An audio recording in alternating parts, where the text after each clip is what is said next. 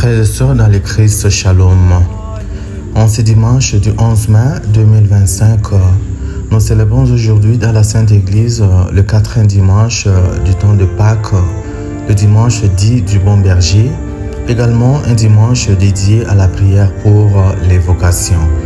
En fait, le Christ, dans l'évangile de Saint Jean, en ce 10e chapitre du 27e au 30e verset, se présente pour nous comme le bon berger.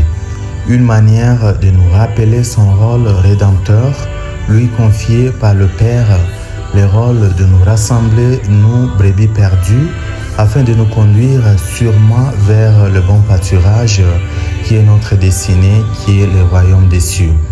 En utilisant cette image, le Christ reconnaît quand même la familiarité du peuple juif, un peuple pastoraliste, à pouvoir comprendre le bien fondé et le rôle d'un berger dans la conduite de ses brebis.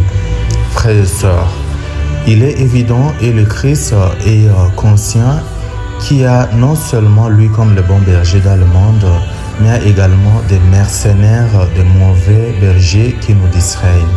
Le pape Léon XIV, dans son homélie de clôture de conclave, nous rappelait hier que la foi chrétienne devient de plus en plus absurde dans le monde actuel à cause d'un certain nombre de contextes qui font en sorte que les gens pensent, nous qui croyons au Christ, sommes faibles et sommes moins intelligents.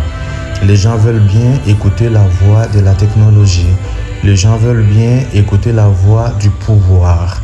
Les gens veulent bien écouter la voix de l'argent et de toute autre réalité qui nous distrait.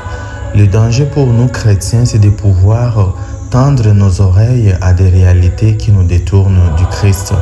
La seule voix que nous devons suivre et la seule voix que nous devons écouter, c'est la voix du Christ. Finalement, nous sommes dans un enclos sécurisé, un enclos sûr. Et nous devons également aujourd'hui imiter l'exemple du Christ bon berger. Chacun et chacune de nous a des responsabilités envers ses dépendants, que ce soit dans l'Église, que ce soit dans nos familles respectives, que ce soit dans notre vie professionnelle. Nous avons des brebis à conduire. Notre intention doit toujours être une intention étroite et non une intention mercantiliste, une intention conduite basée sur des intérêts personnels et égoïstes. Nous devons tout faire pour le bien de nos brebis, être responsables pour les brebis, vouloir leur bien, être patient et être artisan de l'unité pour toutes les brebis afin qu'aucune ne soit perdue. Nous devons également nous évaluer aujourd'hui, chacun et chacune, membre du troupeau du Christ. Comment est-ce que nous disposons à écouter sa parole? Sommes-nous des brebis têtues, des brebis toujours résistantes, ou bien nous sommes des brebis dociles à écouter la voix de notre berger?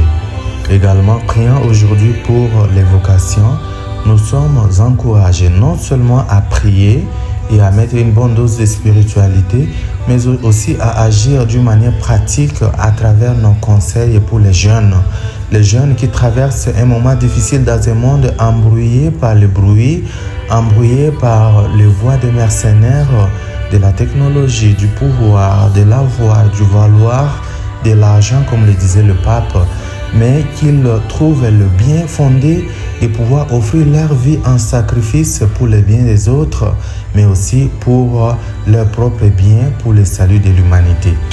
Et que les parents soient responsables aujourd'hui de pouvoir conseiller leurs enfants. Que l'Église soit responsable aujourd'hui de prendre en charge et de conseiller les jeunes afin qu'ils puissent suivre la voie du Christ. C'est notre intention de mettre aujourd'hui, frères et sœurs, en ce dimanche, afin que le Seigneur nous vienne en aide, que nous ne soyons pas détournés de la voie du bon berger, que nous soyons des bons bergers nous-mêmes pour les autres, que nous puissions aussi susciter et encourager, soutenir les vocations, afin que la bonne nouvelle continue à être répandue. Amen.